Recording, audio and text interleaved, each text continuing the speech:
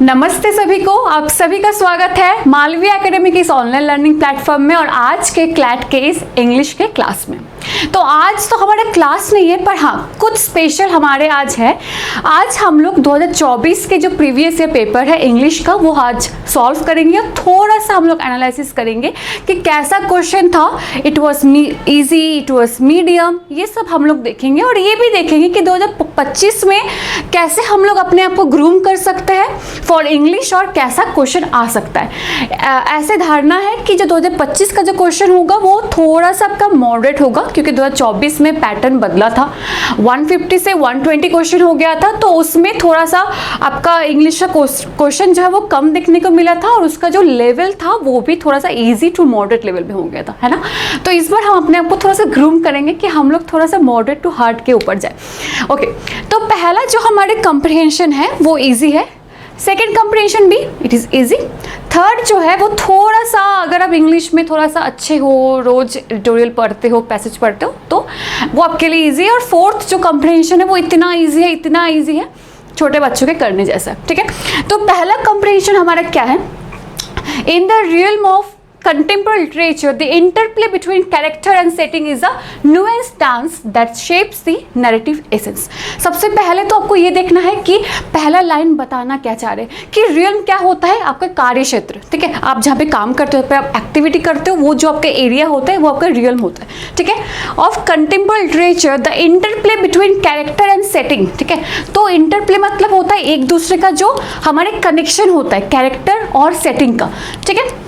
The setting often described with painstaking detail becomes more than a backdrop, it becomes a character influencing the plot and character development.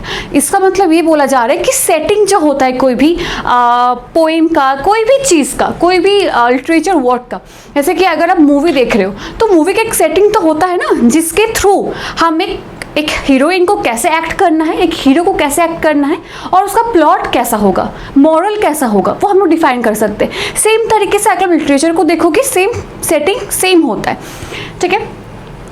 Consider for instance the barren expanse of the desert in Jhumpa लाहिरी's the namesake, ठीक है। इसमें बोला गया झुम्पा लाहिरी का एक famous work है जो नेमशेक होता है। नेमशेक मतलब होता है अ पर्सन और thing that have the same name, ठीक है। तो ये बोला गया है कि जो बैरन एक्सपेंस है of the desert in Jhumpa Lahiri namesake, the arid landscape mirrors the sense of isolation felt by the protagonist. तो नेमशेक अगर आप पढ़ोगे उधर एरिड आइलैंड है, डेजर्ट है, पर आपको पता होगा कि लिटरेचर में ऐसा कुछ वर्ड्स रहते हैं जिसके थ्रू हम अपने इमोशन को दर्शाने की कोशिश करते हैं, ठीक है।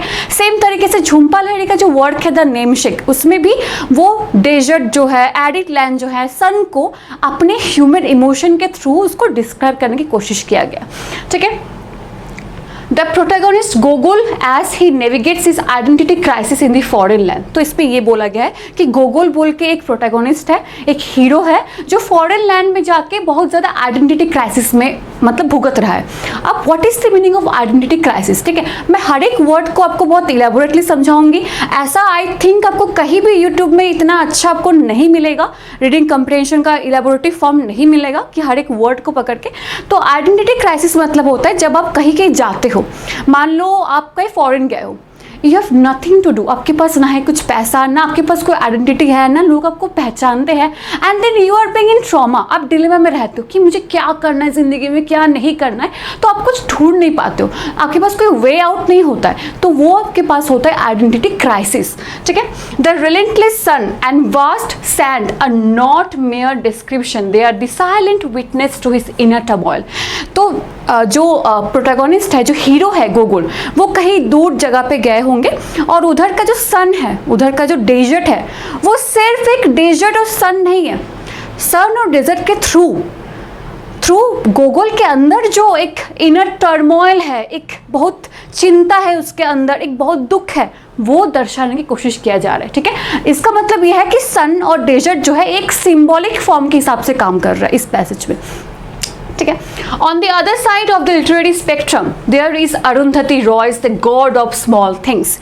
You have listened about Arundhati Roy, right? She is a famous writer of India, वो बुकर्स प्राइज भी जीती है, ठीक है। तो क्या है कि उनका जो the God of small Things है, the lush vibrant Kerala, backwards are not just the setting, they are a character woven into the fabric of the story.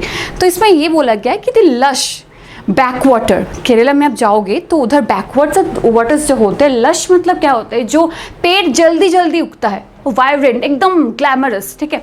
तो वो जो केरला का बैकवाटर्स है are not just a setting, वो सिर्फ एक setting नहीं है, वो सिर्फ एक बैकग्राउंड नहीं है कि हम अच्छा बच्चों को सिखाने के लिए हम सिखा दिए, नहीं, कोई बैकग्राउंड नहीं है। वो क्या है, there are character woven into fabric of the story, वो एक कैरेक्टर है, वो एक इमोशन है जो स्टोरी में पुट ऑन किया गया है, ठीक है। The teeming humid landscape reflect the complex wave of human relationship and secrets that unravel in the narrative। तो इसके थ्रू आपको ह्यूमन रिलेशनशिप का जो एक सीक्रेट होता है कि ह्यूमन एक रिलेशन, नॉट वो प्यार व्यार वाला मोहब्बत वाला रिलेशन नहीं, एक दूसरे के साथ ह्यूमन का रिलेशन होता है, वो सीक्रेट जानने के लिए ये पूरा बैकग्राउंड था, ठीक है। This interplay is not confined to contemporary literature alone. In Shakespeare timeless tragedy Macbeth, Shakespeare का जो मतलब ये बोला गया है कि सिर्फ इन्हीं के लिटरेचर में ये सब नहीं इंक्लूड है, ये जितने भी आप आर्टिस्ट देखोगे, हर एक आर्टिस्ट के, हर एक राइटर, हर एक प्ले राइट, हर एक पोइट के राइटिंग में ये सब कुछ इंक्लूड होता है, इमोशन इंक्लूड होता है, कैरेक्टर, सेटिंग, प्लॉट, ये सब इंक्लूड होता है, ठीक है। तो in Shakespeare timeless tragedy Macbeth, the eerie and foreboding setting of the Scottish moor cast a dark shadow. तो अगर आप मैकबेथ में देखे होंगे, उधर थोड़ा सा जब आप थोड़ा सा डीपली मैकबेथ को पढ़ोगे तो उधर एक ऐसा सेटिंग आएगा जहाँ पे डार्क, एरी, भयानक सा एक सीन है, थोड़ा सा घबराने वाला सीन है, ठीक है। अ dark shadow over the character action, character action के ऊपर एक डार्क शैडो हो रहा है। डार्क शैडो मतलब एक थोड़ा सा घबराने वाला कि अरे कैरेक्टर बाद में जाके क्या करने वाला है, उसका कैरेक्टर के अंदर क्या चल रहा है ना, वो डार्क शैडो कैरेक्टर के ऊपर आ रहा है। And then the moors shrouded in mist and mystery serve as an ever-present omen of the impending tragedy। और शेक्सपियर के जो मैकबेथ है, इसमें जो कैरेक्टर है वो रिवीलिंग है। इसका मतलब ये है कि धीरे धीरे कुछ ना कुछ खुलासा हो रहा है, ठीक है। कोई चीज़ खराब खुलासा भी हो रहा है और ऐसा चीज़ भी हो रहा है जो फ्यूचर में कुछ खराब हो सकता है, ठीक है। तो ये पूरा पैराग्राफ का मतलब होता है when you will see in the any work literature, जब आप लिटरेचर के कोई भी वर्क को देखोगे, आप देखोगे कि कैसे कैरेक्टर के साथ प्लॉट का एक इंटरप्ले है, सेटिंग का एक इंटरप्ले है, ठीक है। एक दूसरे के बिना दोनों नहीं चल सकता, ठीक है, दे आर इंटरकनेक्टेड, ठीक। तो ये पूरा पैसेज था। Then the first question is, in contemporary literature how is the relationship between character and setting described in the passage। तो कैरेक्टर और सेटिंग में क्या इंटरकनेक्टेड था, क्या था। तो पहले तो देखो एलिमिनेशन मेथड हमको अपनाना है। अब एलिमिनेशन मेथड हम जब तक नहीं अपनाएंगे तब तक हमको क्या लगेगा, अरे ये भी सही है, वो भी सही है, चारों सही है ना, चारों सही लगेगा। तो पहले हम लोग देख लेते हैं, it is non existent characters and setting our entire separate entities. क्या ये लाइन था? नहीं था ये लाइन, ठीक है, ये लाइन हमारे क्वेश्चन में नहीं था, तो ये हम मार्क नहीं करेंगे, ठीक है। फिर characters and it is complex interplay where the setting influences the plot and character development. देखो ज़्यादा हमको नीचे जाना भी नहीं पड़ा, है ना। तो सेकेंड वाला जो क्वेश्चन आंसर है that is the right answer कि हाँ ये कॉम्प्लेक्स एक इंटरप्ले है किसके बीच में, प्लॉट एंड कैरेक्टर डेवलपमेंट के बीच में, ठीक है। In the novel, The Namesake by Jhumpa Lahiri, what does the barren desert landscape symbolize? मैंने आपको बताया कि जो barren desert है, जो सन है, वो सिर्फ एक सन और डेजर्ट नहीं है। वो जो गोगोल बोल के जो हीरो था, उनके अंदर में जो आइडेंटिटी क्राइसिस चल रहा है, उनके अंदर जो टर्मोइल, चिंता, ये सब चल रहा है, उसका एक सिंबलाइज है, सिंबल है, ठीक है। तो क्या आंसर होगा, the protagonist sense of isolation and identity crisis, ठीक है। तो this is the right answer. What role does the Scottish moors play in the Shakespeare Macbeth. तो इस चारों को आप देखोगे तो आपका आंसर कौन सा निकल के आएगा, बताओ मुझे। It is an ever present omen of impending tragedy. Impending tragedy मतलब धीरे धीरे चीज़ें रिवील हो रहा है, कोई खराब चीज़ आगे होगा जाके, वो रिवील हो रहा है, ठीक है। तो अगर आप पहले ही ये क्वेश्चन देख लिए होते या फिर पहले पैसेज को पढ़ने से पहले 4-5 क्वेश्चन आप देख लिए होते, तो हम ये आपको बोल दे रहे हैं कि आप 3 से 4 क्वेश्चन तो ऐसे ही कर लिए होते, तो मेरे को देखना नहीं पड़ता कि अरे ऑप्शन क्या है ना, क्योंकि क्वेश्चन इतना स्ट्रेट फॉरवर्ड था। Okay, then what does the term interplay refer to the context of the passage. Interplay मतलब मैंने क्या बताया था, एक दूसरे के साथ क्या था, कनेक्शन। ठीक है, तो क्या था, अ कॉम्प्लेक्स रिलेशनशिप है। ठीक है, वेयर द सेटिंग, ठीक है, ठीक है, अ कॉम्प्लेक्स रिलेशनशिप था, एक जटिल रिलेशनशिप था, एक दूसरे के साथ एक कनेक्शन था। ठीक है, विच of the following words best describe the setting in the God of small thing. God of small thing में अगर आप पढ़ोगे तो उसमें क्या था, the lush and vibrant backwaters of Kerala, है ना, तो क्या था, होगा lush and vibrant. Simple, the question is very simple, what is the main theme discuss in the passage. ठीक है, अगर आप पहले ही पैसेज के, ऐसे कल हम लोग एक डायमेंशन पढ़ रहे थे, है ना, डायमेंशन में क्या था, डायमेंशन 4 में क्या था कि हम अगर पैसेज को पढ़ेंगे तो फर्स्ट एंड लास्ट पैराग्राफ को अच्छे से पढ़ेंगे, क्योंकि सेंट्रल आइडिया जो है वो उसी दोनों के बिटवीन लाई करता है। ठीक है, तो हमारे पहले अगर आप पैराग्राफ को पढ़ोगे तो जो सेंट्रल आइडिया है कि complex relationship between character, plot and setting, वो हमारा सेंट्रल आइडिया है। ठीक है, तो इसका आंसर क्या होगा कि the characters, okay, the characters is contemporary literature not influenced by the setting, ये तो नहीं होगा। Setting literature is unimportant, no. Literature setting can be influential as character in shaping the narrative, okay.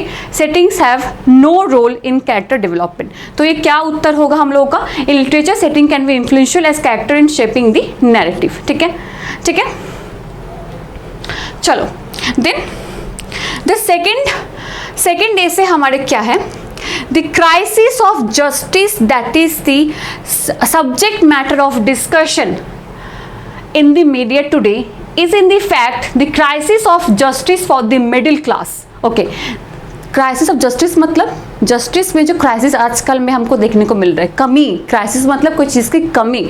ठीक है, is this subject matter of discussion, वो अभी के जमाने के सब्जेक्ट मैटर ऑफ डिस्कशन है। ठीक है, the main difference between India and the OECD organization for economic corporation and development countries is that where is the middle class in this countries has reasonable access to justice, in India it does not. इसका मतलब ये है कि हमको दो differentiate करने का चीज़ है कि एक इंडिया है और एक OECD, ठीक है, और एक OECD कंट्रीज़ है, जहाँ पे OECD कंट्रीज़ को जस्टिस मिलता है, उसके जो मिडिल क्लास सेक्शन है उसको जस्टिस मिलता है, but in India middle class को जस्टिस नहीं मिलता है। ठीक है, okay. A vocal and powerful middle class has emerged in since 1991। अच्छा, 1991 में क्या हुआ था, 1991 में क्या हुआ था, हम लोग का ग्लोबलाइजेशन, प्राइवेटाइजेशन, ये सब हुआ था, है ना, न्यू इकोनॉमिक पॉलिसी आया था, तो जाहिर सी बात है कुछ ना कुछ तो चेंजेस होगा इकोनॉमिक पॉलिसी में। तो जो अपर जो वोकल मिडिल क्लास है वो लोग थोड़ा सा पावरफुल रेज हुए थे। ठीक है, it is demanding reasonable access to justice, much of the judicial reform effort will help make this demand. इसका मतलब ये है कि जुडिशरी अगर एफर्ट करते हैं तो ये जो डिमांड है, ये जो मिडिल क्लास का जो डिमांड है, ये कम से कम ये इंश्योर तो होगा उनको जस्टिस। ठीक है, the question of justice for the poor is however an altogether different challenge. ठीक है, ये जो क्वेश्चन है जस्टिस फॉर पुअर, ठीक है, पुअर को न्याय दिलाने वाला जो क्वेश्चन है, ये एक अलग चैलेंज है, सही में एक अलग चैलेंज है ना। हम लोग जो डेमोक्रेसी में रहते हैं उधर अगर पुअर को, जो हम ये कहते हैं कि हम सभी को लेके चलते हैं डेमोक्रेसी में, और फिर जो एकदम lower section of a society है उनको जस्टिस नहीं मिलेगा, तो कैसे डेमोक्रेसी, है ना। No country in the world has been able to secure justice for the poor. तो इसका मतलब ये है कि कोई भी कंट्री, वर्ल्ड में कोई भी कंट्री पुअर को जस्टिस नहीं दे पाया अभी तक। Most of the jails of the richest countries are filled with the poorest. अगर जो रिचेस्ट कंट्री में अगर आप जाओगे तो जो जेल है उसमें पुअरेस्ट ही भरे हुए हैं, मतलब middle class, upper middle class नहीं बोलेंगे, अपर मिडिल क्लास, रिचेस्ट, वो लोग है ही नहीं जेल में, सिर्फ वो सिर्फ poor and lower middle class है। ठीक है, The masses are more often victims of the criminal justice system than on crime। मतलब हम एक क्राइम कर रहे हैं और क्राइम में सज़ा है, बट हमको वो सज़ा मिल रही है, बट उससे भी ज़्यादा हमको क्या सज़ा मिल रहा है कि हमको जुडिशियरी सिस्टम से न्याय नहीं मिल रहा है ना। सज़ा तो मेरे लिए कम है, crime is small thing.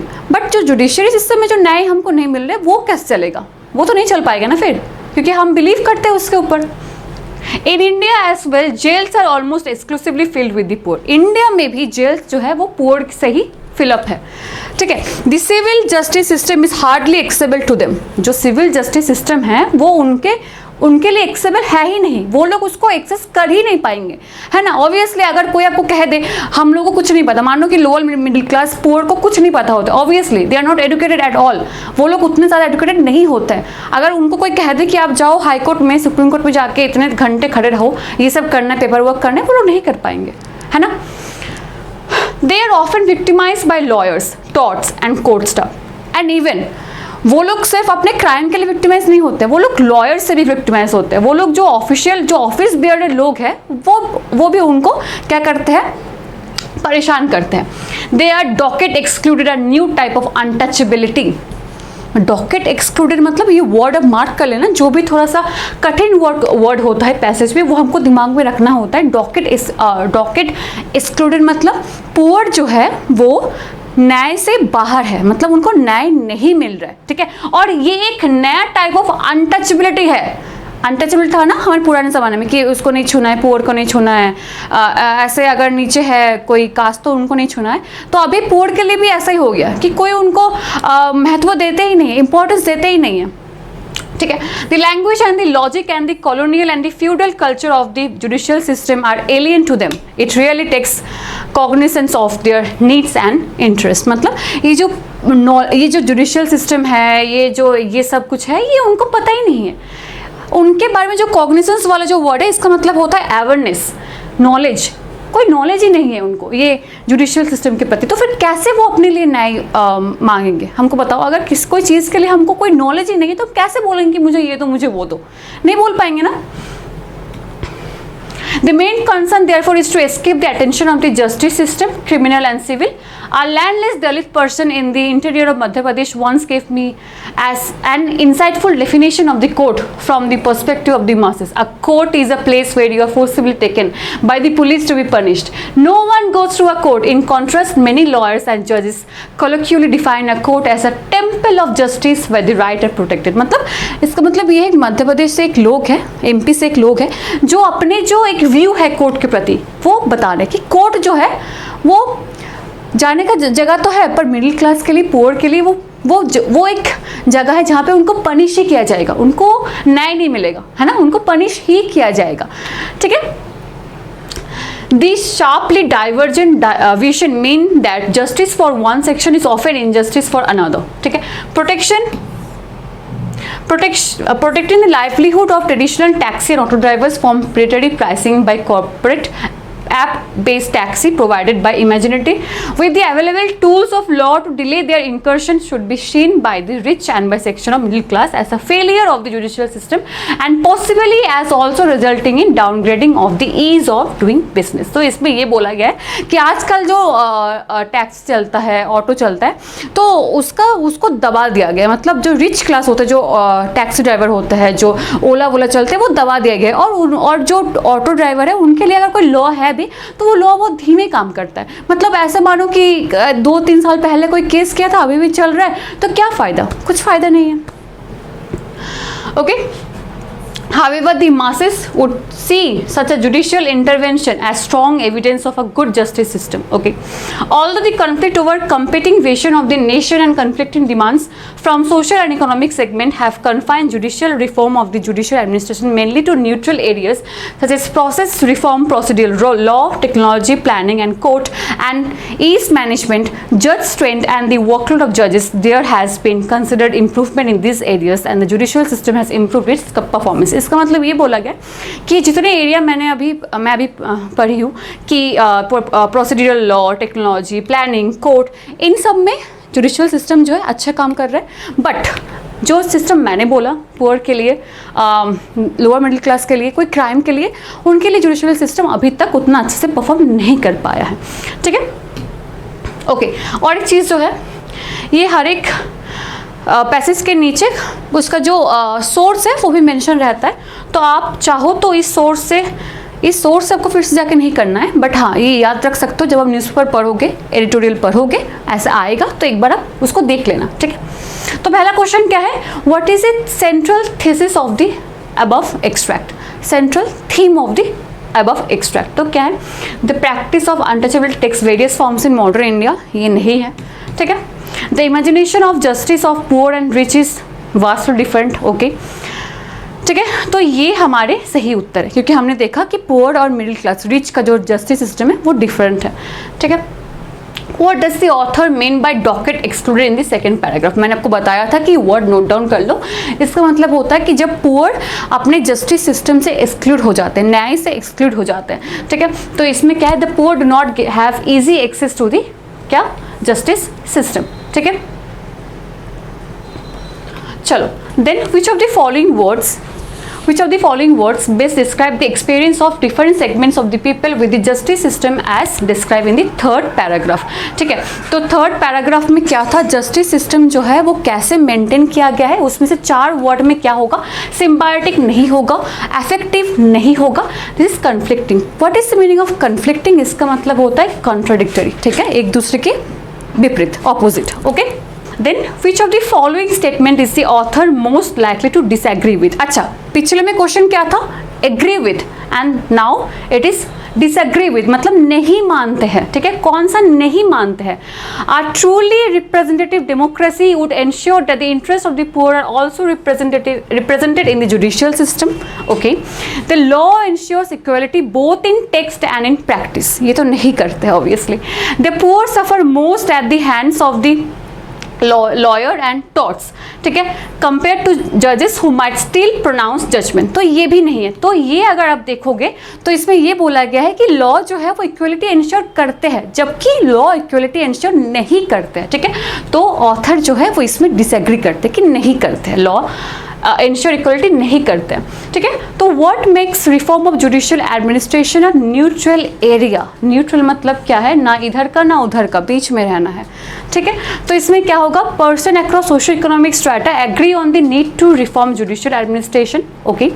There is consensus among political parties across the ideological and regional spectrum on reforms to judicial administration, okay. Reforms to judicial administration do not favour one class of people over another, okay. Reform of judicial administration is mandated by the constitution and thus lies beyond political consideration. तो neutral मतलब क्या होता है कि reforms to judicial administration do not favour one class of the people over another, ठीक है। कोई एक क्लास को फेवर नहीं करते हैं, दोनों क्लास को फेवर करते हैं, चाहे वो पुअर हो चाहे वो रिच हो, ठीक है। और अगर इसका आपको थीम या फिर मॉरल ऐसा तो नहीं पूछते हैं क्लैट में कि what is the theme and moral, क्योंकि अगर आप फर्स्ट या थर्ड पैराग्राफ को देखोगे तो आपको समझ में आ जाएगा, बट स्टिल अगर इसका थीम आप जानना चाहते हो तो it is the inequality in judiciary system, ठीक है, ये आपका थीम हो सकता है, ठीक है। अब इनइक्वालिटी मतलब obviously between the poor and the rich, okay. चलो, हाँ, ये जो पैसेज है it is little bit tough, ये आपके अनीता देसाई जी के फायर ऑन द माउंटेन बोल के उनका किताब है, तो उनसे ये एक्सट्रैक्ट लिया गया, ठीक है। 2024 में उनका एडिटोरियल में कुछ काम था, इसीलिए वो करंट अफेयर्स को देखते हुए ये पैसेज दिया गया था, ठीक है। चलो, everything she wanted was here at Carignano at कौशली, ठीक है, मतलब जितना जो चीज़ उनको चाहिए था वो सब लोग कैरिग्नानो में है, सब चीज़ कैरिग्नानो में है, जो कि कौशाली में है, ठीक है, कौशाली में है। Here on the ridge of the mountain in this quiet house, it was the place and the time of life, ठीक है, that she had wanted and prepared for all her life, as she realized on the first day at Carignano with a great cool flowering of relief, and at last she had it। मतलब इसका मतलब ये बोला गया है कि वो एक जगह पे गए हैं, रिज ऑफ माउंटेन में वो जगह सिचुएटेड है, and then she is very she is feeling very calm in very piece, और यही जो चीज़ है वो उनको बहुत टाइम से चाहिए था, ठीक है, और अभी वो चीज़ उनको मिल रहा है, ठीक है। She wanted no one and nothing else, उनको कोई नहीं चाहिए था, मतलब उस जगह पे वो बस अकेले रहना चाहते थे, कोई नहीं चाहिए, मतलब ऐसा होता है ना कि हमको कोई नहीं चाहिए, जाओ चले जाओ, ऐसे हमको नहीं बात करना है, तो ऐसा उनके साथ सिचुएशन था, ठीक है।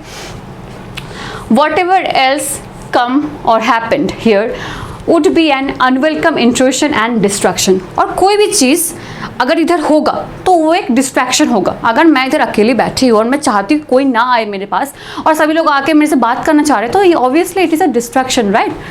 फिर this she tried to convey to the plodding postman with a cold and piercing stare from the height of the ridge onto his honest bullback. Okay, तो what is the meaning of प्लॉडिंग? मतलब धीरे चलना। Okay, धीरे चलना। तो प्लॉडिंग postman.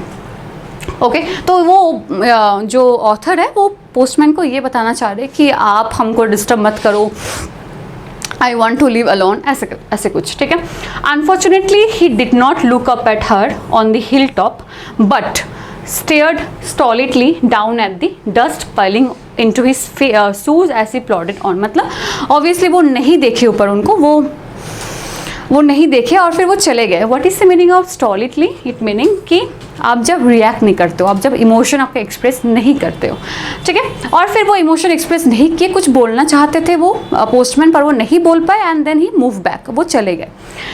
A bullock man and oafish ox she thought bitterly. तो वो अपने अंदर पोस्टमैन को थोड़ा सा बुरा भला बोल रहे थे कि अरे वही बुलॉक मैन है एंड ही इज़ ऐसे मत, थोड़ा सा गलत वर्ड जो है, ठीक है।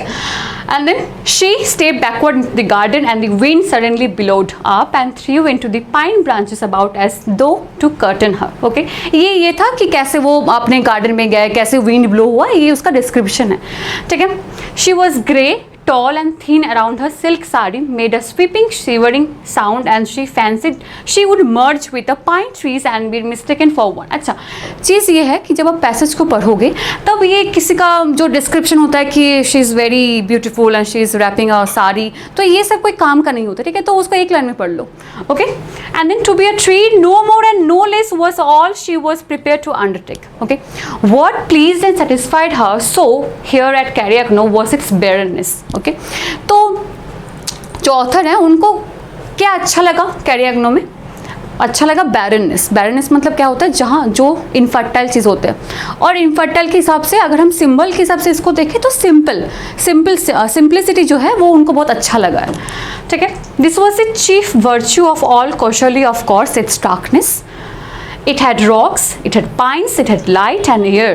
In every direction there was a sweeping view to the north of the mountains, to the south of the plain। तो every direction अगर आप देखोगे तो नॉर्थ में, साउथ में कुछ ना कुछ बहुत खास है, ठीक है। Occasionally an eagle swam through this clear unobstructed mass of light and air, that was all। And Carriacno here home on the ridge had no more than that। मतलब ये ईगल, फिर पाइन ट्रीज, ये सब के अलावा Carriacno में कुछ और है नहीं, ठीक है। Why should it? और ऐसा क्यों? The sun shone on its white walls, its window were open on the face, okay, one's face nothing open onto the blue waves of the Himalayas, flowing out and up to the line of the ice and snow sketch upon the sky, while those that face south looked upon the plunging cliff to the plain stretching out flat and sheer to the blurred horizon। तो अगर आपको ये पूछा जाएगा कि उनके window जो है नॉर्थ से क्या दिखता था, साउथ से क्या दिखता था, तो यही आप बोलोगे कि साउथ से क्या दिखता था? It is the okay, north में हमारे हिमालय दिखते थे और साउथ में क्या था? Plunging cliff to the plain stretching out, ठीक है, प्लेन दिखता था। Yes, there are some apricot trees close to the house, house के आसपास कुछ एप्रिकॉट ट्रीज थे।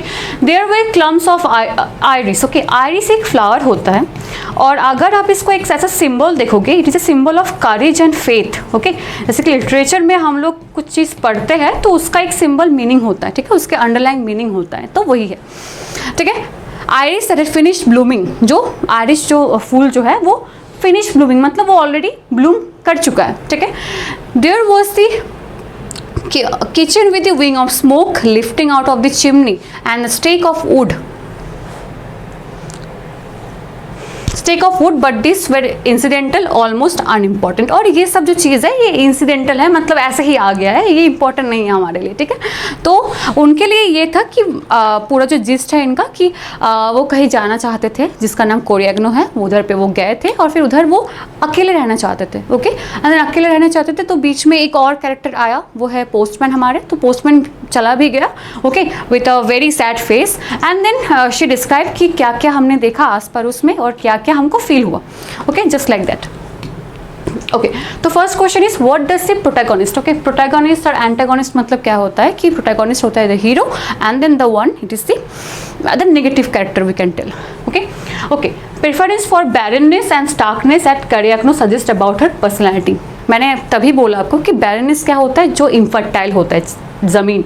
तो इनफर्टाइल मतलब वन काइंड ऑफ, अगर हम सिम्बलाइज इस तरीके से देखें तो वो सिंपलिसिटी होता है, सिंपल होता है. ठीक है, जहाँ पे कुछ ऐसे फूल फल कुछ नहीं है, बस सिंपल ज़मीन है. ठीक है, तो she value simplicity and minimalism in her surrounding. Okay, मतलब वो इतना होता है ना कि जब हम शादी में जाते हैं, इधर भी ये है उधर भी वो, इतनी सारी चीज़ें हैं, तो इनके हिसाब से उनको चाहिए थोड़ा सा सिंप्लिसिटी अपने आस पड़ोस में, और कुछ ज़्यादा कुछ नहीं. ठीक है, and then what do you get to know about the protagonist state of mind. State of mind क्या था हमारे ऑथर का, from her reaction towards the postman. Author का माइंड ये था कि उनको कुछ नहीं चाहिए, उनको अकेला रहना है. ठीक है, तो इसमें कहाँ आपको कहीं दिख रहा है अकेला रहना है. ठीक है, okay, she dislike any disturbance और इंटरप्शन इन हर सॉलिट्यूड. ओके, कोई डिस्टर्ब उनको नहीं चाहिए, कोई इंटरप्शन उनको नहीं चाहिए. Okay, what does the protagonist desire to be mistaken for a pine tree reveal about her mindset. Pine tree reveal about her mindset means she yearns to one with nature and escape from her human identity. Okay, वो चाहते हैं कि वो अपने human identity से बाहर आके nature को एक्सप्लोर करे, है ना. ह्यूमन आइडेंटिटी जो है कि अरे आपको ये नहीं करना है, आपको वो नहीं करना है, आपके पास कोई एक लिमिटेशन है, रेस्ट्रिक्शन है, तो उनके हिसाब से उनको थोड़ा सा अलग चाहिए. वो ह्यूमन आइडेंटिटी से बाहर आके वो नेचर को क्या करना चाहते हैं, एक्सप्लोर करना चाहते हैं. ठीक है, okay. The protagonist's description of nestling screams, okay, as shrill and maddening shows that, shows मतलब क्या बोला गया है कि shrill and maddening. अच्छा, ये आपको मैं बता दूँ, ये वाला लाइन नहीं है, ये वाला लाइन हमारे पैसेज में नहीं है, ये काइंड ऑफ विदड्रॉ किया गया है. ठीक है, ये क्वेश्चन आपका विदड्रॉन क्वेश्चन है, बट स्टिल मैं आपको बता दूँ कि उनको ये अच्छा नहीं लग रहा है, उनको इरिटेटिंग लग रहा था. ये जो नेस्ट का आवाज़ है, पंछियों का आवाज़ है, वो उनको इरिटेटिंग लग रहा था. ठीक है, तो obviously she finds nestling to be vicious and irritating. Okay, and then which of the following statement are true about the protagonist overall state of mind. ठीक है, उनके जो ओवरऑल स्टेट ऑफ माइंड था उनके लिए क्या क्या सही है. ये थोड़ा सा घुमाने वाला क्वेश्चन है, पर अगर आप अच्छे से पढ़े होंगे पूरा पैसेज को, थोड़ा सा आपको लग जाएगा कि हाँ ये आंसर हो सकता है. ठीक है, she experience a sense of constant relentless and anguish. नहीं, ये नहीं था. ठीक है, she felt isolated and disconnected from her environment. नहीं, ये भी नहीं था. अच्छा, आइसोलेटेड मतलब क्या होता है, अपने आप को छुपा के रखना, अपने आप को एक कमरे में या फिर कहीं भी बंद करके रखना. हम लोग कोविड के टाइम में आइसोलेशन में थे ना, तो उसका मतलब क्या था कि हम लोग को घर में रहना है, तो वो आइसोलेशन में भी नहीं थे वो, तो ये भी नहीं होगा. ठीक है, ये थोड़ा सा टफ क्वेश्चन था. ठीक है, she was content, fulfilled and at peace with her surrounding. Yes, she was liking surrounding, right. और वो चाहते थे कि वो अकेले रहे अपने सराउंडिंग में. तो this is the right answer. Only statement 3. Okay, 3 is the right answer. In the light of above passage, what role does nature play in the protagonist's life at Cariagno? तो क्या मतलब रोल क्या था, nature का role protagonist के life में क्या था. ठीक है, it provides her with source of creativity, it offers her solace, peace and sense of belonging. Yes, तो सोलेस मतलब क्या होता है, अ काइंड ऑफ पीस, है ना, अ काइंड ऑफ पीस. तो ऑब्वियसली इन्वायरमेंट उनको पीस दे रहे थे, है ना. चलो हो गया, तो ये हमारा आंसर इधर तक ही था. It provides her with source of creativity, it offers a solution, peace. Okay, चलो, and then the last one is about the authors of English literature, about our William Shakespeare, about William Wordsworth, about S T. Coleridge. हाँ, उनके बारे में कुछ नहीं बताया गया है, बट स्टिल इसको पढ़ोगे, it is the easiest passage in 2024 CLAT English, easiest one.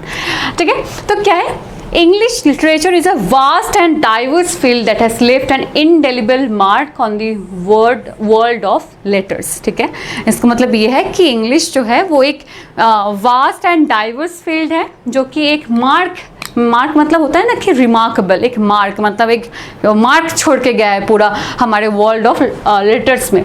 From the eloquent place of William Shakespeare to the complex novels of Jane Austen and the profound poetry of William Wordsworth, English literature offers a window into the human experience. इसका मतलब क्या है कि अगर आप William Shakespeare के काम को देखोगे, अगर आप जेन ऑस्टेन के काम को देखोगे और अगर आप विलियम वर्ड्सवर्थ के काम को देखोगे तो आपको लगेगा कि अरे ये तो बहुत अच्छा है, इट इज़ वेरी गुड. तो आपको लगेगा कि अरे ये तो इतने अच्छा वर्क है कि लिटरेचर के फील्ड में ये एक हो सकता है, एक स्टैम्प हो जाए कि हाँ ये तीन चार जो प्ले राइट है, जो आर्टिस्ट है, ये दे आर वेरी गुड.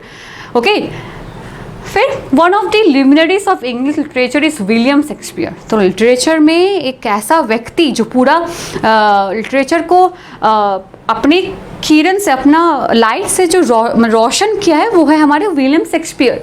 ठीक है, often held as a greatest playwright in the history of English language. ठीक है, तो क्या है, इनको हिस्ट्री ऑफ इंग्लिश लैंग्वेज में, इंग्लिश लिटरेचर में ग्रेटेस्ट प्ले राइट माना जाता था. प्ले राइट मतलब जो लोग ड्रामा लिखते हैं. ठीक है, ऐसे His works including Hamlet, Macbeth and Romeo and Juliet. अच्छा, रोमियो एंड जूलियट तो पता ही होगा, लव स्टोरी. हाँ, पता ही होगा ये इसके बारे में. Are celebrated for the exploration of human nature, love, ambition and tragedy. तो ये जो 3 वर्क शेक्सपियर के हैं, ये काइंड ऑफ इसका थीम है, ये लव है, ट्रेजेडी है, एम्बिशन है. ठीक है, his characters such as the tormented Hamlet and the star-crossed lovers Romeo and Juliet continue to captivate readers and audience worldwide.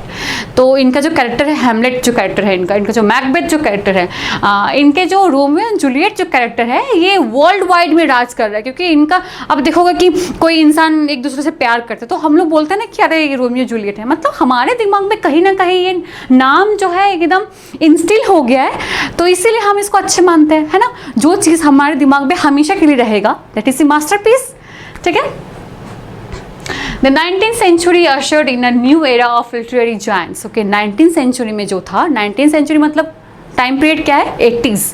ठीक है, 1801 से बाकी. ठीक है, 90s, वो 19th सेंचुरी होता है. In a new era of literary giants, Jane Austen's novels such as Pride and Prejudice and Sense and Sensibility provide incisive social commentary through the lens of wit and romance. So Jane ऑस्टेन कैसे novel लिखते थे कि उनके novel में love भी रहता था, उनके नॉवेल में रोमांस भी रहता था, और उनके नॉवेल में क्या था, सोशल कमेंट्री था. सोशल कमेंट्री क्या होता है, सोसाइटी के बारे में कमेंट करना, कैसा उस टाइम की सोसाइटी थे.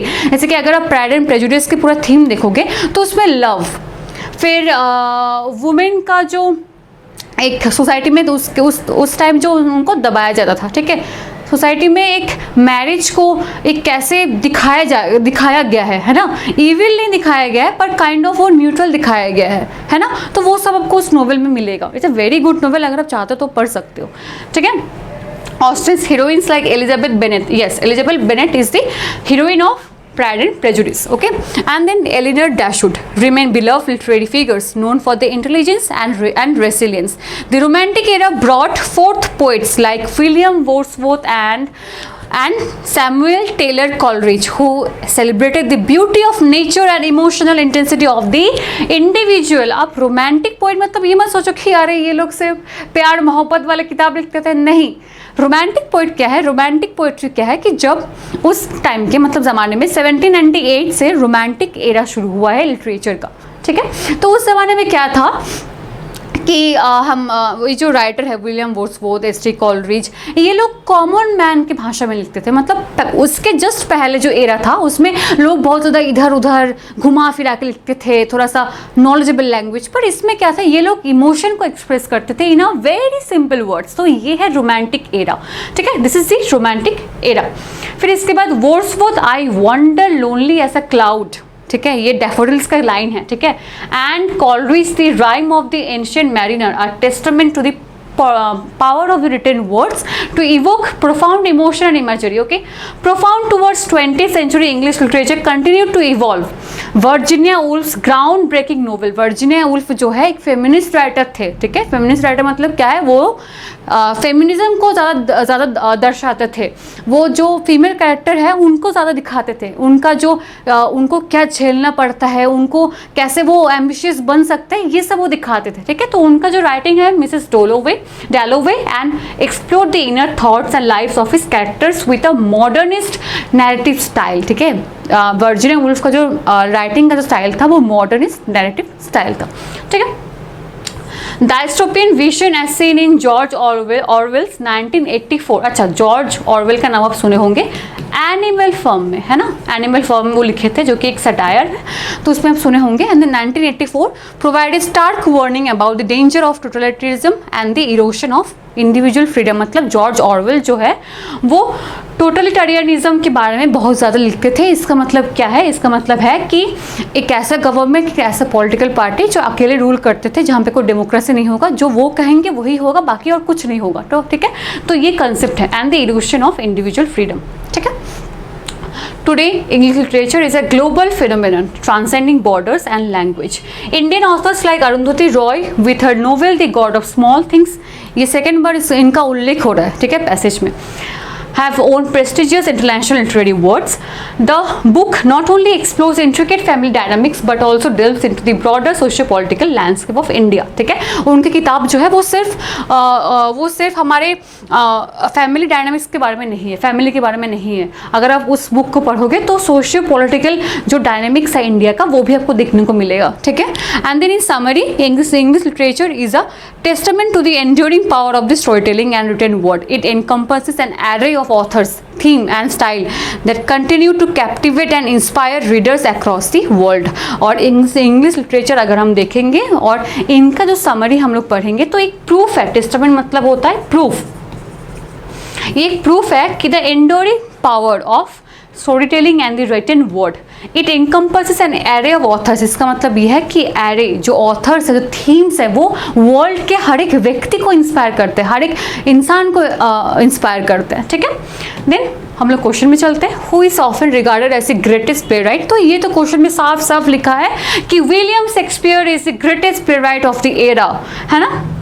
चलो, which of the Jane Austen novel is known for a social commentary and witty portrayal of romance. ठीक है.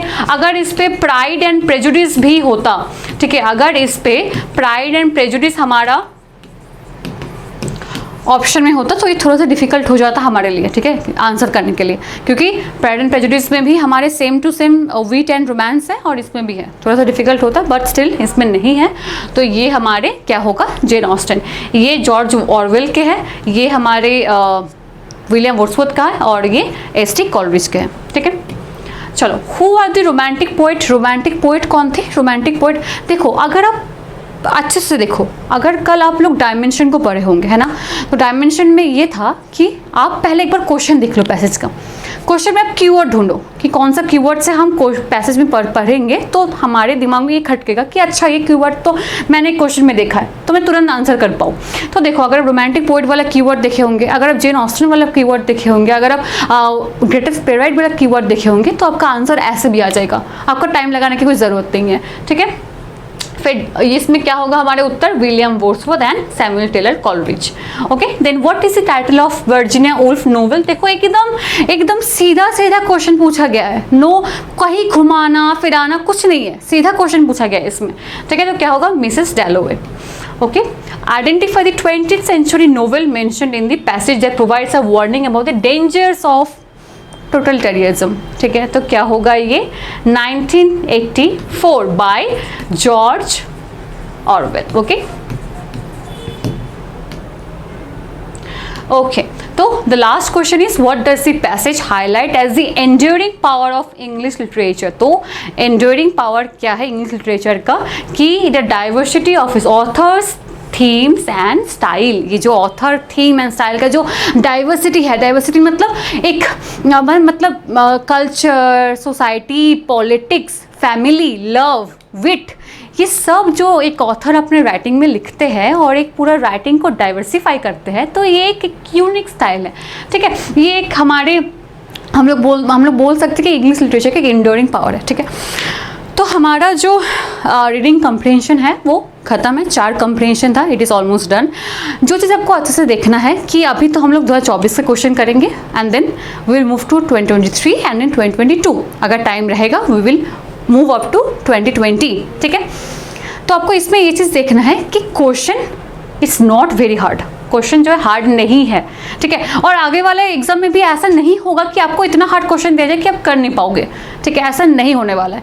The question will moderate, little bit moderate, ठीक है, थोड़ा सा मॉडरेट होगा, बट वो आपके लिए गुड टू गो है, वो आपके कप ऑफ टी होगा, ऐसा नहीं है कि हाथ से बाहर जाने वाला। और इसके लिए आपको रोज आपको न्यूज़पेपर पढ़ने की आदत डालना है, या फिर बुक या फिर newspaper, but I will not prefer you book, क्योंकि बुक से आपको नया वर्ड सीखने को तो मिलेगा, पर रिसेंट जो वर्ड हमारे नया नया डिस्कवर हो रहा है वो आपको सीखने को नहीं मिलेगा, ठीक है। तो आप रोज न्यूज़पेपर पढ़ना, एडिटोरियल पढ़ना, ये कोशिश करो, पढ़ो, एक एक करके पढ़ो, फिर बाद में जाके उसको बढ़ा देना 2, ठीक है, 2 per day, 2 editorials per day, तो आपको जो पैसेज रीडिंग का जो हैबिट है वो सही हो जाएगा, ठीक है। चलो, तो हमारे क्लास यही खत्म होता है, फिर मिलता है अगले लेक्चर में। तब तक अच्छे से रहो, प्रैक्टिस करो क्लैट के लिए, क्योंकि practice is a very important thing, है ना। Practice makes a man perfect, but not only practice, the right practice makes a man perfect, ठीक है। चलो, इसी के साथ हम क्लास खत्म करते हैं। Have a nice day, take care, bye bye.